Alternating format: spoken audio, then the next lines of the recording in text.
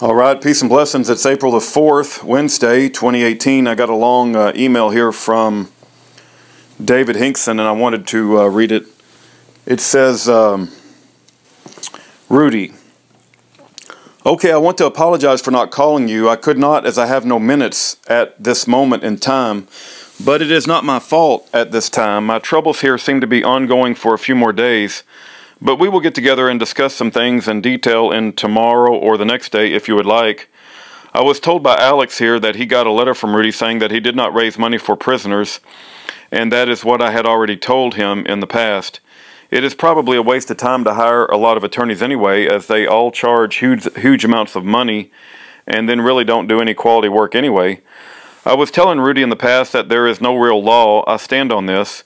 If you try to say that the feds have no jurisdiction because they don't, they will not hear this real argument. This is why I have been frustrated in the past, as I have searched for someone who can make an argument that is still in the matrix that might win. Yesterday I talked to a lawyer on the fence, and he told me that I had no chance to win any 2241. It would seem that when I talk to 10 different legal paralegals, I get 10 different opinions that are all different. Some say that DeMaya will not help, and some say that it will help. Others say that the 2241 is a civil lawsuit and will never work, and some say it will work. Now I'm told that in one 2241 instant case, the court had to demand that the USA answer the 2241. And again, Alex told me that they have not answered his 2241 for 7 months already. So I really don't know what is going to happen with my new 2241. But the 2241 could work if they want to help, as it would seem to all be political at this point. So maybe we should all come together and work on the issue by now contacting people who can use political muscle to call the court and push them to grant this 2241. I have a lot of ideas on how to get some political muscle. Maybe we could call a few senators and congressmen until we find one that wants to help. We should therefore use the media to push the 2241 at the 6th District Court level. What do you think? Note that talk shows only seem to have the ability to get an elected official on the phone to have a conversation with the public listening. The best opportunity that I have ever had of winning the 2255 that Hoyt filed wrong on purpose to make sure that I never get out. His 2255 that he had the guy Tim Richardson type up used all of the law they did not want to talk about, like the jurisdiction argument that now never works. One thing that everybody says will help would be the medical evidence used as actual innocence, as to when Swisher was in the hospital. I have reread the briefs that I wrote in the past, 1993, and they are great in my opinion. But again, these real arguments might be ignored by the out-of-control judiciary that is not even based on Article 3 of the Constitution. So in all reality, I don't know what to do at this time. But yesterday, I read an article, National Geographic, that was written about Matt Damon, and he is very interesting. Mr. Damon started a nonprofit organization called water.org. Sounds a little bit like Water Oz. His big push is now to help bring fresh water and toilets to the world, as too many people defecate in the field. Well, the problem that Mr. Damon is addressing is the lack of fresh water to flush toilets and how to finance this infrastructure. And it would seem that these places that are in need have no access to AC energy either. AC energy could be used to pump ocean water into fresh water for a very low cost, and if we could collect this low cost, we would have the funds to now help these people to build these sewer systems. We have what Mr. Damon is looking for. Mr. Damon is also working with some talk shows and has met to borrow money from the World Bank, the enemy. But he is really trying. He is also partners with a guy who runs his nonprofit that is working on solving all of these sanitation problems.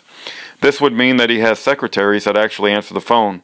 So I will type up a letter for you that you can forward it to the water.org website and contact his secretaries and his other partner in crime over there. What I'm trying to say is that I think we could reach him and offer to help him. I would love to partner up with Mr. Damon, as he has the political muscle to help some prisoners, and he could use our GALT to make low-cost energy to make fresh water from ocean water and to pump fresh water to the areas that have no water. Remember that Dennis Jones is an expert in making fresh water from ocean water? Remember that I'm also an expert in this field. I have built many RO systems and have also built more ozone machines than any other person on this planet. And I also have a new low energy, high output ozone machine that I invented already. I would offer this to Matt Damon. He would love this. Anyway, here is the formula that is the overall problem that Matt is facing. It takes $5 million to buy a large generator, one-time cost, and it takes $5 million a day to buy the coal or diesel just to power and spin the shaft. So as you can see, the $5 million cost for the equipment is not so bad. It is the cost of the energy that is killing the deal daily. If we could sell energy at a low price and then pay for the infrastructure for the sanitation, we could merge all of the concepts into our Green Conservancy Corporation. Or we could even merge the Green Conservancy into Matt's Water.org nonprofit. The bottom line is, when the smoke clears, we need to only make profit of $1 a family to earn billions of dollars a month. How much money is enough?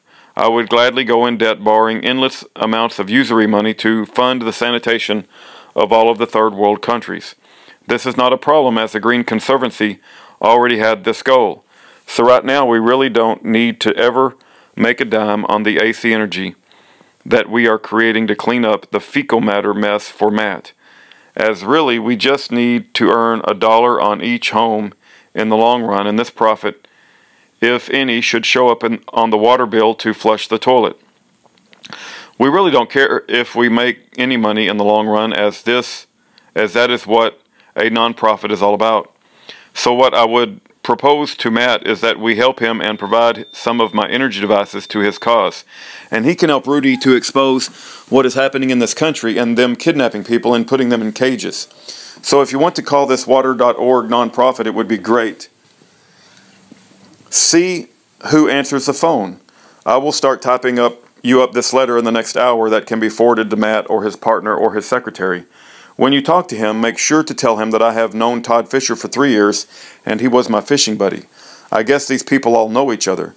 We could also work with Leon Caprion, spelled wrong, as he would be interested in working with Matt to solve these toilet problems. Overall, I think Matt really needs what we have to complete his mission. Maybe we can now adapt some of his ideas and he could adopt some of our ideas, and overall everybody would actually get things done that Matt wants done. Your friend Dave. Blessings on you.